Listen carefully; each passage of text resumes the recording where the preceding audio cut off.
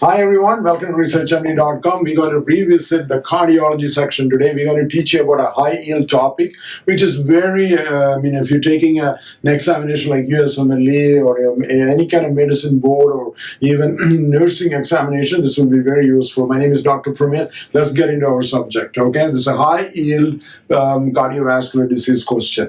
Now, we have an 80-year-old patient having intermittent claudication with the leg pain.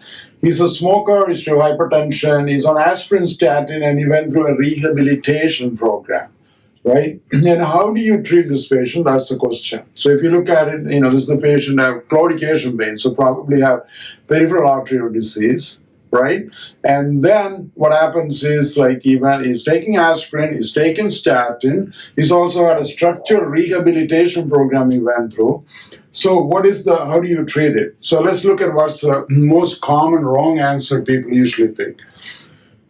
Pentoxifylline. I think 4 or 5 years ago, I think they used to use pentoxifylline. The studies have shown very little effect or marginal effect, so don't pick it, right? If you pick this, you're wrong. Pentoxifylline is not the answer. The most wrong other answer people pick is like dual antiplatelet therapy. If you look at this patient is already on aspirin, do we need to add clopidogrel gel? You don't need to in this patient, okay? So let's look at the treatment one more time here, right here. How do you treat claudication? First thing, you have to tell this patient to what? Stop smoking. That's the most important thing. Examination question could be only that. The second thing is they should have like a structured rehabilitation exercise program. Studies have shown that it will increase your walking distance without pain.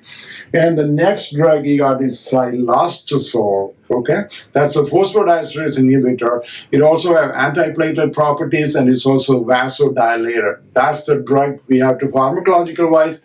That's the drug. So the answer for this question is like you add cilostazol. Okay, the most common wrong answer again, don't pick pentoxifylline or dual antiplatelet therapy. When do you do antiplatelet therapy? Let's say they have an intervention, the stent placed anywhere, then you can do the Plavix or clopidogrel gel. Okay, so remember one more time, if somebody have intermittent claudication, don't forget the role of cilostazol, phosphodiesterase inhibitor. It is antiplatelet properties and it got vasodilator effect. Thank you so much for watching. God bless.